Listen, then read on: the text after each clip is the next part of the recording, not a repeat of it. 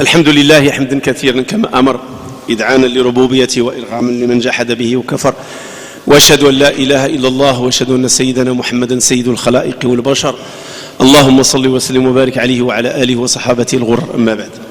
Le prophète alayhi salam, il a dit dans un hadith, le croyant fort est plus aimé auprès d'Allah que le croyant faible. Et dans les deux, il y a du bien.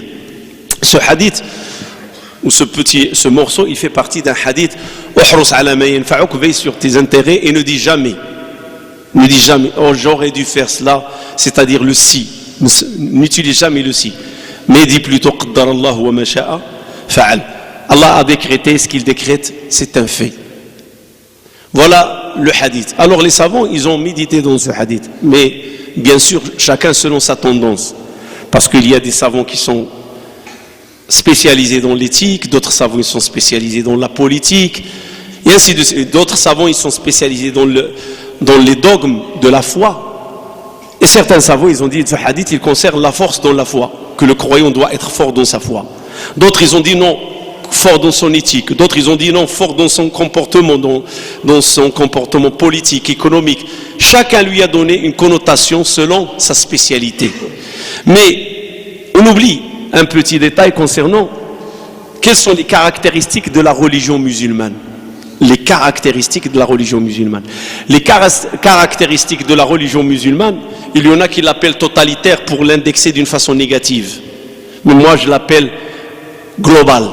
La religion musulmane est une religion qui a un regard global sur la vie de l'être humain sur terre.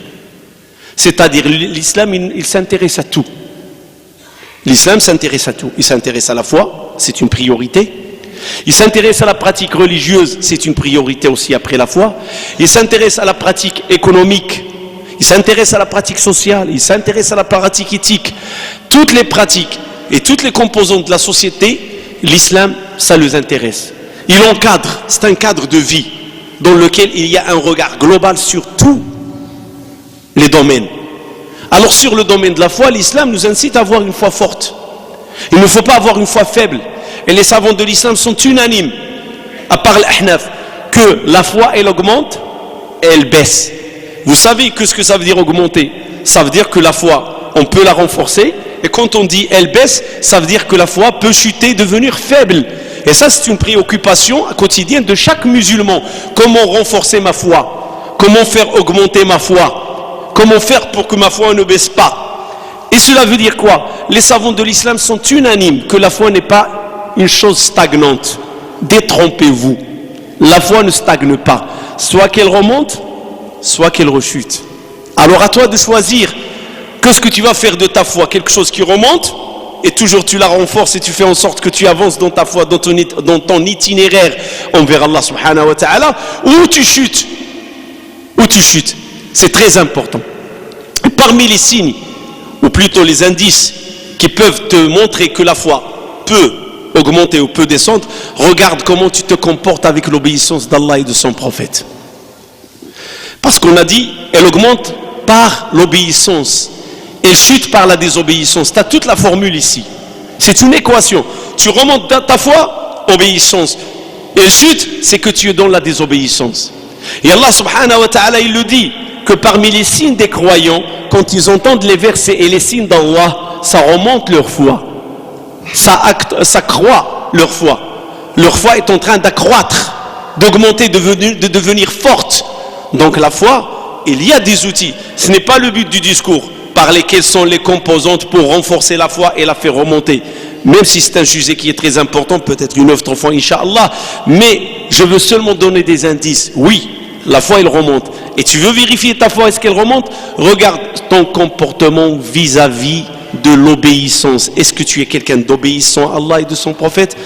Et quand tu veux faire une obéissance, tu sens que tu aimes l'obéissance et tu es ravi à travers l'obéissance et tu sens que tu es bien dans l'obéissance, ça veut dire que ta foi elle est sur la bonne voie. Et si tu sens que tu es paresseux, que l'obéissance te dérange et que tu n'as pas envie d'obéir et que c'est un fardeau, c'est lourd, c'est une charge, ça c'est un signe comme quoi la foi elle chute. Alors ressaisis-toi et rattrape-toi. Parce que la foi, il faut que ça devienne un plaisir. Obéir à Allah et s'acquitter de ce qu'Allah nous a demandé, il ne faut pas que ce soit un fardeau.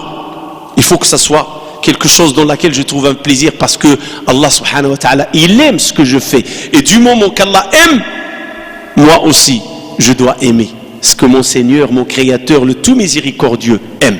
Voilà un indice vite fait. Mais la foi, on est obligé dans l'islam. C'est une demande, c'est une requête obligatoire. Et c'est un devoir de tout musulman de faire en sorte de travailler sa foi et de remonter sa foi. Et c'est ça une des forces, avoir la force de la foi. Et Sahaba, leur qualité c'est celle-là. Ils étaient dans le polythéisme. Et en sortant du polythéisme, qu'est-ce qu'ils sont devenus? Des gens de foi, masha'Allah. Et Allah subhanahu wa ta'ala leur a dit, ne vous sentez pas humiliés. Et ne vous sentez pas tristes. C'est-à-dire, c'est une façon qu'il leur dit, levez votre tête. Et soyez fiers de ce que vous êtes. Si vous êtes vraiment des croyants. Car le croyant, il dépasse avec sa foi les événements et les épreuves. Il ne se sent pas ralentir, ou plutôt le sentiment d'être réduit ou de subir l'épreuve négativement. Ils ne le sont pas sahabi, ils ne le sont pas le croyant, parce qu'au contraire il doit sentir qu'Allah est avec lui et qu'il a le potentiel de surmonter toutes ces épreuves et de surmonter cette chute de foi et aller de l'avant. Ça c'est le croyant, et c'est pour ça que le prophète alayhi salam, il a dit le croyant fort dans sa foi. Ça c'est un des volets. Aussi le croyant fort économiquement, dans l'économie. Et quand on dit l'économie, c'est-à-dire le commerce, avoir un potentiel commercial dans la communauté. Ça aussi l'islam, il s'est intéressé à cela. Il s'est intéressé à ce que la communauté soit solide financièrement. Même le prophète alayhi salam, il a fait des invocations à certains compagnons, comme si vous prenez Abdurrahman ibn Aouf. Le prophète, il lui a invoqué Allah, il lui a dit la main, ta main, quand il la met sur une pierre de terre, une pierre, un caillou, il devient dans tes mains de l'argent ou de l'or, le métal d'argent ou le métal d'or. C'est une métaphore, c'est-à-dire là où tu mettras ta main, Allah mettra la bénédiction. Il va bénir ton mouvement, il va bénir ton action, il va bénir tout ce que tu fais. Et d'ailleurs, quand il a émigré à Médine, le prophète sallallahu alayhi wa sallam, il a fraternisé entre le muhajirin et l'Ansar, ceux qui ont émigré et ceux qui ont apporté secours. Et Abdurrahman ibn Aouf, il était frère à un de ceux qui ont apporté secours. Alors ce monsieur lui a dit, j'ai 2 épouses, je vais divorcer une et tu peux te marier avec. On est frères maintenant, je ne peux pas te laisser sans épouse. On est frères, je ne peux pas te laisser sans domicile, je partage mon foyer avec toi. On est frères, je ne peux pas te laisser sans argent. Ce que j'ai comme argent, je le partage avec toi. Et Abdurrahman ibn Aouf, il était plus noble. Il lui a dit, mon frère, qu'Allah bénisse ta maison, qu'Allah bénisse ta demeure, qu'Allah bénisse ton épouse, qu'Allah bénisse ton bien, mais montre-moi où se trouve le marché. Je suis un homme de marché, je suis un homme de commerce. C'est-à-dire, il veut bouger, il veut faire des transactions, il veut chercher des affaires et faire tourner un peu l'argent. C'est ce qui va l'enrichir. Et c'est ce qu'il est devenu, Abdurrahman ibn Aouf. Abdurrahman ibn Aouf, une fois, il est rentré à Médine avec toute une caravane pleine de richesses. Et Uthman ibn Affan, la même chose, il la donne fi sabilillah. Il ne cherche pas à se remplir les comptes ou les poches, il cherche plutôt le paradis et la demeure là-bas auprès d'Allah subhanahu wa ta'ala avec leur richesse. Donc l'islam, ce n'est pas comme certaines personnes veulent le décrire quand ils nous décrivent Sahaba, comme quoi c'est des gens gentils, pauvres, ils ont des habits modestes, parfois même au-dessous de modestes. Il y en a beaucoup qui nous donnent cette description de l'islam, c'est une religion de renoncement, c'est une religion d'ascétisme, c'est une religion qui ne donne pas l'importance à la dunya. C'est faux. C'est vrai d'un côté, mais c'est faux d'un autre. C'est vrai que l'islam ne donne pas l'importance à l'argent. Mais cela ne veut pas dire que l'islam néglige l'argent. L'islam, il donne de l'importance à l'argent. Et d'ailleurs, une des raisons pourquoi l'islam il a combattu l'usure, à votre avis, pourquoi? Parce que l'islam, il combat tous les phénomènes de l'injustice qui peuvent exister, n'importe quel phénomène, sous n'importe quel visage, l'injustice se présente, l'islam la combat. Car Allah subhanahu wa ta'ala, il s'est interdit l'injustice et il l'a rendue entre nous interdite. Ah, donc toute forme d'injustice, elle est interdite dans la religion, abolie. Et l'islam, quand il est venu, il a aboli toutes les sortes d'usures existantes dans la société quraishite et médinoise. Fini l'usure, fini l'intérêt. La seule mérite, la seule voie pour mériter l'argent, soit l'héritage, soit que tu bosses pour gagner ta vie. imposer la zakat. Voilà comment l'islam il a traité le sujet financier, le sujet économique. Aujourd'hui, ce qui fait le malheur des États, des peuples, des nations, c'est l'usure. Quand vous parlez du FMI, Fonds monétaire international, cet organisme qui est en train de spolier les richesses de certains pays qui ont perdu leurs décisions politiques. Ils l'ont perdu. Pourquoi? Parce qu'ils sont créanciers chez le FMI. Ou plutôt ils sont surendettés chez le FMI. Et ils leur dictent qu'est-ce qu'il faut planter, qu'est-ce qu'il faut produire, qu'est-ce qu'il faut manger, la politique à exercer. Et comment le FMI les a emprisonnés et les a rendus à l'esclavage? C'est avec l'usure qui est en train de faire ravage aujourd'hui dans la société. La crise économique, croyez-moi, vous pouvez la résoudre en un terme, l'usure. La crise économique mondiale, c'est l'usure. Parce que l'usure, il a retiré toute indépendance aux États et aux peuples en faveur d'une petite communauté qui compose le FMI. Et l'islam, il a combattu cela. Pourquoi? Parce qu'il veut permettre à toute nation d'avoir sa force économique et sa force d'indépendance. Et on ne peut donner une force à un pays qu'à travers ces trois dimensions. Et regardez ceux qu'on les appelle les gendarmes du monde ou les chefs du monde. Qu'est-ce qu'ils sont? Économiquement forts, politiquement forts et militairement sont forts. S'ils n'ont pas ces trois composantes, ils ne peuvent pas devenir les gendarmes du monde. Ils le sont aujourd'hui par cette dimension de trois forces: économique, politique, militaire. On a peur de leurs armes, on a peur de leur pression politique et on a peur de leur pression économique. C'est comme ça que les gens se font respecter. Mais avec une différence. Spolier la richesse des pays pour faire le fort, ce n'est pas honnête, c'est malhonnête. Et l'islam, c'est une religion d'honnêteté. À chaque pays, à chaque nation, à chaque communauté, le droit de devenir forte. C'est un droit. Comme l'islam nous encourage à devenir forts dans notre foi, il nous encourage aussi à devenir forts dans nos économies. Je vous donne un exemple. Uthman ibn Affan arrivé à Médine. Et à Médine, il y a un problème d'eau. Dans toute la péninsule d'Arabie, il y a un problème d'eau. Mais plus ou moins dans certaines régions par rapport à d'autres. À Médine, il y a de la culture. On peut cultiver la terre, on peut faire de l'agriculture. Alors Uthman, il s'est renseigné, il a trouvé que les compagnons, ils achetaient leur eau auprès d'un juif de la communauté israélite vivant à Médine. Alors Uthman est parti le voir, il lui a dit: est-ce que tu peux me vendre le puits que tu as, la source d'eau? Il m'a dit non, parce que ça l'enrichit. Il vend de l'eau, ça lui fait un revenu solide. Alors Uthman, il a essayé de le convaincre. Il lui a dit: tu me vends la moitié? Il lui a dit: oui, mais c'est moi qui te dis le prix et te fixe le temps où tu peux exploiter le puits. Il lui a dit: pas de problème. Il fixe un prix exorbitant. Uthman accepte. Et il fixe un intervalle de temps où il fait très chaud et les gens, normalement, ils vont aller faire la sieste. Comme ça, il ne peut pas profiter du puits. Et lui, il peut vendre la matinée et après l'asr. Donc, il profite dans les meilleurs moments de vente. Et Uthman, il lui dit: j'accepte. Pas de problème. Le prix, c'est ton prix et le temps, c'est ton temps. Et puis, Uthman, il part à la mosquée. Il leur dit: j'ai acheté la moitié du puits. Il est pour les musulmans. Mais à condition, aller de tel temps à tel temps. Voilà l'axe de temps que je peux exploiter, il est temps musulman.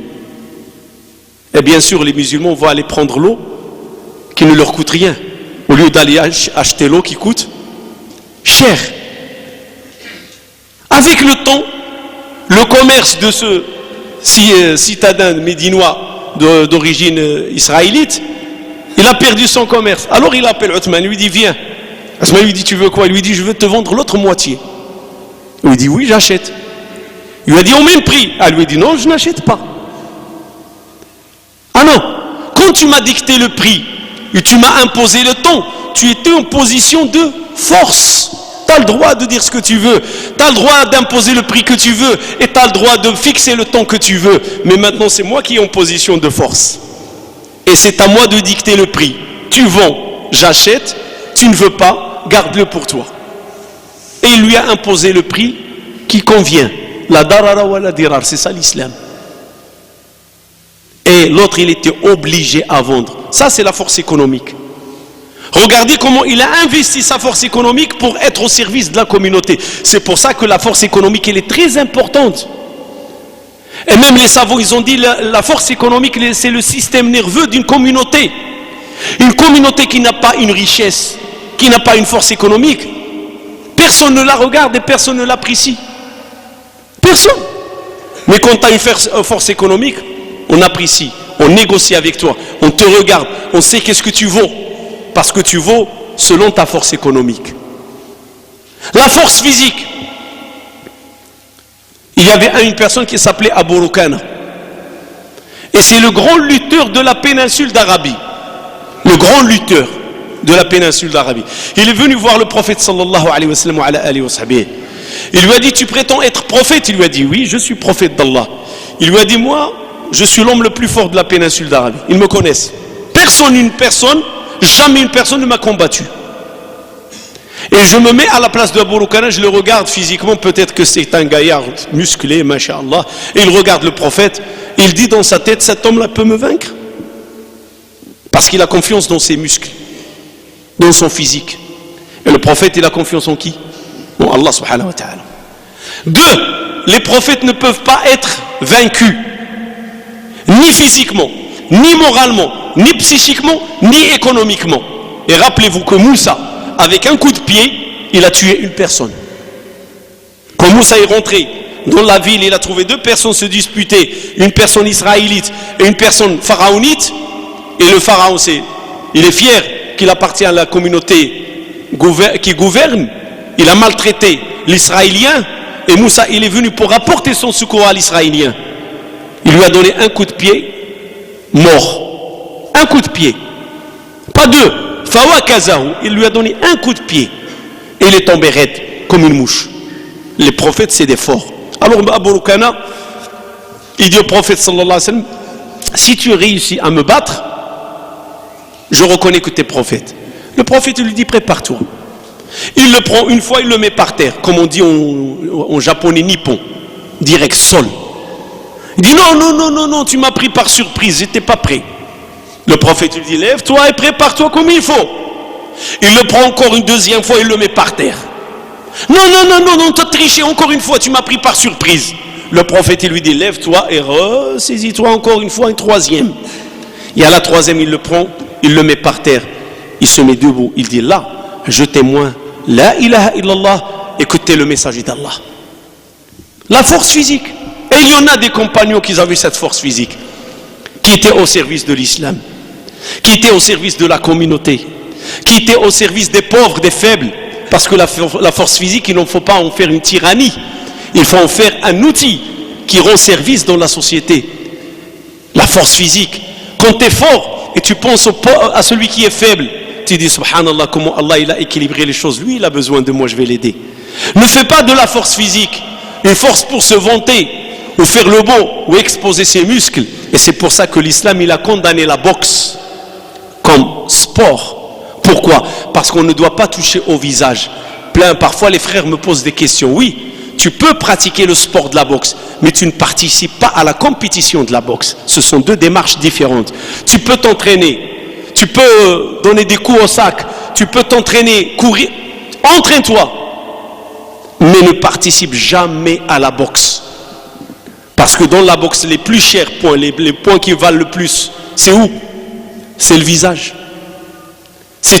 C'est un sport qui est basé sur des coups au visage. Et quand tu démystifies le visage d'une personne, ou il te démystifie, tu es en train de toucher à la chose la plus noble qu'Allah a créée chez l'homme. C'est son visage. C'est le visage. C'est pour ça que l'islam a condamné, ou plutôt les savants de l'islam, ils ont déconseillé la compétition dans la boxe. Et tout sport qui rejoint massacrer le visage, ou laisser des cicatrices ou des traces, les savants de l'islam le condamnent. Parce que c'est le corps qu'Allah subhanahu wa ta'ala nous a donné pour nous valoriser par rapport à toutes les autres créations. C'est avec ça qu'on est au-dessus des autres créations, par notre corps. Il est différent des autres. Puis la force psychologique. Le prophète sallallahu alayhi wa sallam, il leur a dit, qui vous croyez le fort d'entre vous? Le fort d'entre vous. Et on dit, celui qui arrive à vaincre et qui n'est jamais vaincu. Il leur a dit non. Le fort, c'est celui qui arrive à contrôler sa colère. Tu arrives à canaliser ta colère. Tu arrives à l'encadrer. Et le prophète nous a montré comment faire. Tu dis A'udhu billahi minash shaitanir rajim. Si tu es debout, tu t'assois. Si tu es assis, tu t'allonges. Et tu peux aller faire tes ablutions avec de l'eau froide. Pourquoi? Parce que Satan qui est fait de feu circule dans les veines, dans nos artères. Et il faut le refroidir. Et comment on le refroidit? C'est symbolique, c'est une métaphore. Et comment peut-on refroidir quand le sang devient chaud et l'adrénaline augmente et que la colère va l'emporter sur la sagesse? Même si tu peux prendre une douche froide, prends une douche froide, ça va te calmer. Le musulman, il est appelé à contrôler. Et c'est ça la force psychologique. Tu contrôles ta colère, tu contrôles tes nerfs. Et le prophète nous a montré comment faire. Une fois, le prophète, il était assis avec Abu Bakr et quelqu'un commençait à traiter Abu Bakr. Et Abu Bakr, par modestie, il a baissé sa tête. Il n'a pas voulu lever le ton devant le prophète. Mais à un certain moment, il en a marre, Abu Bakr. Alors il a répliqué. Le prophète s'est mis debout pour partir. Et Abu Bakr, radiyallahu anhu, il dit au prophète, sallallahu alayhi wa sallam, quand c'est lui qui était en train de m'envoyer des insultes, il me traite, tu n'as rien dit. Et quand je lui ai répondu, tu t'es levé. Il lui a dit, je ne peux rester dans une situation, dans un cercle où Satan s'est présenté. Quand il te traitait, Allah a envoyé un ange pour te défendre. Quand lui, il t'envoie quelque chose, Satan lui dit, et toi? C'est toi qui l'es, c'est toi qui l'es. C'est-à-dire, s'il te dit imbécile, l'ange, il lui dit c'est toi l'imbécile. S'il te dit tu connais rien, l'ange lui dit c'est toi qui ne connais rien. Toute insulte ou tout qualificatif réducteur avec lequel il va te traiter, Allah a envoyé un ange pour le renvoyer, le réexpédier sur sa face. Mais quand tu lui as répliqué, l'ange s'est élevé et c'est Satan qui est descendu. Là maintenant le match devient chaud. On va voir qui va l'emporter, qui est le plus fort. Voilà ce que le prophète nous enseigne psychologiquement. Et on peut étaler à tous les niveaux la force scientifique. C'est pour ça que l'islam, il a rendu la science obligatoire pour tout musulman. Et quand on dit tout musulman, musulman et musulmane. Alors revenons, on est à 48 heures des élections présidentielles. Je ne prendrai aucune position pour les 10 candidats. Parce que certains frères me disent, qu'est-ce que tu penses, l'imam? Non, je n'ai rien à penser sur les 10 candidats. Mais seulement je veux éclaircir une chose qui est très importante. Parce que certains frères, ils ont une approche, et certaines sœurs, ils ont une approche dogmatique. C'est-à-dire, quand ils regardent les 10 candidats, ils disent, mais il n'y a personne qui sert l'islam. Mais je dis à ces frères et à ces sœurs, c'est absurde. Vous êtes dans la 5e République laïque.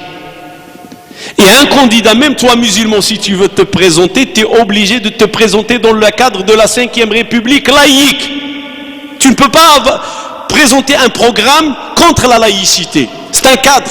Tous les candidats, les 10, ils ont un cadre qui les encadre. 5e République laïque. Donc il ne faut pas en faire une démarche dogmatique. Tous, ils sont des non-musulmans.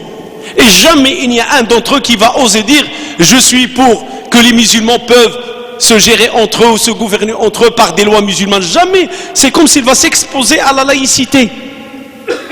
Mais l'approche qu'il faut avoir, c'est l'approche d'intérêt.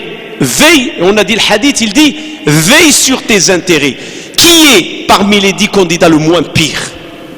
Qui est le candidat qui ne fait pas de l'islam une campagne contre les musulmans? C'est ça ce qu'il faut regarder. Qui est d'entre ces 10 le moins pire, qui représente moins de menaces, qui représente moins de dangers? C'est de là qu'il faut réfléchir. Moi je suis convaincu, les 10, ils n'ont rien à voir avec l'islam. C'est la réalité. Mais si on ne participe pas pour changer les choses, vous savez, comme on dit, les abonnés absents, on les appelle et ne répondent pas. Alors ne soyez pas des abonnés absents. Et les absents, ils ont toujours tort. Ça, c'est un autre proverbe. Quand on est absent, il ne faut pas critiquer la politique de la République. Des gens qui ne participent pas dans les élections, qui ne participent pas dans la politique, qui ne participent pas aux lois. Comment, musulman, toi, tu peux changer les lois? Il y a certains frères, ils nous disent la loi du niqab, la loi du hijab, la loi du halal, la loi... C'est normal, vous dormez, il y en a d'autres qui instaurent des lois en votre nom et contre vous. Contre nous. Pourquoi? Parce qu'il y en a qui font une démarche dogmatique. C'est du shirk. voter. Non, c'est faux. Ça n'a rien à voir avec le shirk. Le prophète sallallahu alayhi wa sallam, il y avait une entente avant la révélation. Il s'appelle Hilful Fudul, l'entente de la curiosité. Et il a dit sallallahu alayhi wa sallam, le hadith est sahih, si jamais on m'invite pour un pacte comme celui-là, je participerai dans l'islam. C'est-à-dire le musulman, il peut participer à changer le politique. Oui, tu peux participer. Mais tant qu'on est passif et non actif, comment va-t-on améliorer les choses? Vous savez, je le dis, je le répète, il m'a dit alors qui choisir? Je dis non, je ne donnerai aucune directive personnellement. Et même si j'aurais pu voter, je ne dirai pas que ce que je vais voter. Je n'ai pas le droit de voter, mais si jamais j'aurais pu, je ne dirai pas que ce que je vais voter. Pour ne pas faire de la récupération. Je laisse chaque musulman à son devoir. L'essentiel, surtout je le dis aux jeunes, participez. Vous êtes dans la liste de l'électorat, il faut se présenter, quitte à mettre l'enveloppe vide. L'essentiel c'est participer. Pourquoi? Parce qu'après la participation, il y a une lecture. Qu'est-ce qu'il en est officieuse, hein? Une lecture officieuse et non officielle. Qu'est-ce qu'il en est de la communauté? Quelle communauté participe? Et c'est comme ça que les musulmans peuvent développer un avenir dans la République. Et que les choses peuvent changer dans la faveur des musulmans. Comme je l'ai toujours dit, on est à la 5e République. Cela veut dire quoi? Ça veut dire qu'il y en a 4 qui ont précédé. Vous croyez qu'on est à l'abri d'une 6e? Si la 6e République arrive et les musulmans ne bougent pas, la 6e République ne retiendra pas les intérêts des musulmans. Et la force, c'est un devoir. Avoir une force politique. C'est un devoir. Soit qu'on la fait cette force, soit qu'on la fasse pas. Et pour la faire, il n'y a qu'une seule voie. C'est comme ça que s'est fondé ces pays occidentaux. C'est la voie, ce qu'on appelle la démocratie. Il faut participer. Et je le dis, je le répète, participe dans une démarche dont l'intention est veiller sur l'intérêt. Ce n'est pas une démarche dogmatique. Ce n'est pas une démarche de aqida. Ça n'a rien à voir avec l'aqida. Et ceux qui mélangent la démarche politique avec l'aqida, c'est pour te faire peur et pour te terroriser psychologiquement. Oh là là, je vais voter avec les mécréants. Oh là là, je vais voter avec les infidèles, donc je suis comme eux. Ah non, c'est faux. C'est une démarche d'intérêt. Alors veille sur tes intérêts. Et chaque musulman. Mon rêve, peut-être qu'il ne sera jamais exaucé pour moi durant mon vivant. J'ai dépassé la 50aine. Mais wallah, j'ai un rêve. Voir la France dirigé par un musulman. C'est mon rêve. Et un musulman, pas forcément un arabe. Parmi nous, il y a des convertis, machallah. Et il y en a de plus en plus. Et peut-être qu'un jour, parmi les candidats d'ici 50 ans, 60 ans, Allahu a'lam, peut-être moins, il y aura un candidat qui est de confession musulmane. Pourquoi pas? C'est possible. Il ne faut pas dire que je suis sur le nuage. Non, parce qu'on ne veut pas mettre nos pieds sur la réalité. Et la réalité, c'est que c'est possible. Ce que je vous dis, c'est possible, c'est faisable. Que les musulmans soient gouvernés ici en France par un musulman, c'est faisable. Mais il faut entreprendre les moyens. Et parmi ces moyens, la participation politique. Inna Allah wa malaikatahu yusalluna ala nabi ya ayyuhalladhina amanu sallu alayhi wa sallimu taslima. اللهم صل على سيدنا محمد وعلى آل سيدنا محمد كما صليت على سيدنا إبراهيم وعلى آل سيدنا إبراهيم وبارك على سيدنا محمد وعلى آل سيدنا محمد كما باركت على سيدنا إبراهيم وعلى آل سيدنا إبراهيم في العالمين إنك حميد مجيد. اللهم اجعل جمعنا هذا جمعا مرحوما واجعل تفرقنا من بعده سالما من الشر معصوما ولا تدع بيننا ولا منا شقيا ولا محروما. اللهم اغفر لنا فيه ذنوبنا وكفر عنا سيئاتنا واقض حوائجنا واستر عيوبنا ويمن كتابنا ويسر أمورنا. اللهم إنا نسألك من خير ما سألك منه نبيك ونستعيذ بك مما استعاذ منه نبيك نبي الرحمة سيدنا محمد صلى الله عليه وسلم. اللهم إنا نسألك أن تجعل في هذا الدين جنتنا وراحتنا. اللهم حبب إلينا الإسلام. اللهم حبب إلينا الإسلام. اللهم حبب إلينا الإسلام وزينه في قلوبنا وكره إلينا الكفر والفسوق والعصيان واجعلنا من الراشدين. اللهم اصلح لنا ديننا الذي هو عصمة أمرنا واصلح لنا دنيانا التي فيها معاشنا واصلح لنا آخرتنا التي إليها معادنا. اللهم إنا نسألك من خير ما سألك منه نبيك ونستعيذ مما استعاذ منه نبيك نبينا محمد صلى الله عليه وسلم. اللهم يا رحمن يا رحيم ارحم المسلمين والمسلمات المؤمنين والمؤمنات الأحياء منهم والأموات الآباء والأمهات، الإخوان والأخوات، الأبناء والبنات، إنك سميع مجيب الدعوات. اللهم إني أقول وأنت المستمع يا الله: ربي أوزعني أن أشكر نعمتك التي أنعمت علي وعلى والدي وأن أعمل صالحا ترضاه وأدخلني برحمتك في عبادك الصالحين. ربي ارحمهما كما ربيانا صغارا، ربي ارحمهما كما ربونا صغارا، ربي ارحمهما كما ربونا صغارا. اللهم إنا نسألك لهذه الأمة أمر رشد يعز فيه أهل طاعتك ويذل فيه أهل معصيتك. اللهم أمدنا بقوة من عندك، اللهم قوي شوكتنا وقوي صفوفنا وقوي كلمة التوحيد على ألسننا وفي قلوبنا. اللهم اجعلنا من أهل لا إله إلا الله محمد رسول الله في الدنيا وفي الآخرة يا أرحم الراحمين يا رب العالمين. توفي في هذا اليوم أو صلينا صلاة الجنازة في هذا اليوم على أخ كان من عادتي أن يصلي معنا، السي الخدوشي، فنسأل الله سبحانه وتعالى أن يتغمده برحمته وأن يدخله في فسيح جنانه، أن يوسع مدخله ويكرم نزله ويغفر لنا وله. اللهم إن كان محسنا فزد في إحسانه، وإن كان مسيئا فتجاوز عنه بفضلك وكرمك. اللهم أبدله دارا خيرا من داره وأهلا خيرا من أهله، وارزق أهله من بعده الصبر والسلوان. اللهم لا تفتنا بعده ولا تحرمنا أجره، واغفر لنا وله، واجعله من السابقين لنا بخير، واجعلنا من اللاحقين عليه بخير. اللهم إنا نسألك وأنت القادر على الإجابة أن تجعل الجنة مثواه ومثوى المسلمين أجمعين يا أرحم الراحمين يا رب العالمين. ودعاء لطفل عنده 11 سنة أصيب بتورم ديال السرطان، فنسأل الله أن يشافيه ويعافيه. اللهم رب الناس اذهب البأس، اشفي أنت الشافي، لا شفاء إلا شفاؤك شفاء لا يغادر سقما. ودعاء لكل مسلم بالتوفيق والصحة والعافية وقضاء الحاجة. يعني كثير من الإخوة يسألون في هذا الباب، فنسأل الله أن لا يدع في هذا الجمع وفي غيره مسلم ذا حاجة من حوائج الدنيا هي لك رضا يا الله وله صلاح إلا قضيتها له يا رب العالمين. ودعاء لأخ تصدق ب115 أورو، اللهم تقبلها منه. ودعاء كذلك الأخ تصدق ب50 أورو، اللهم اجعل له في ميزان حسناته يوم العرض عليك، يوم لا ينفع مال ولا بنون إلا من أتاك يا ربنا بقلب سليم. ونذكر أن المجموع بين الجمعتين اللي جمعناه للإمام العساس وصل إلى 2300 أورو، فبارك الله لكم في عطائكم وزادكم الله من فضله وقواكم من عنده وقوى المسلمين أجمعين. Donc la récolte qui a été faite sur 2 vendredis, elle a augmenté à 2300 euros pour l'imam et pour le concierge. سبحان ربك رب العزة. عفوا أخ، درنا مفاجأة، تصدق بجوج الآلات باش تغسل الموكيت، ارسلهم لنا عبر البريد لا نعرفه، وصلونا عبر البريد. أخ il a fait un don de 2 machines pour laver les tapis, pour laver le sol. Je crois que c'est des machines lavage à vapeur. فكالله سبحانه وتعالى accepte son don.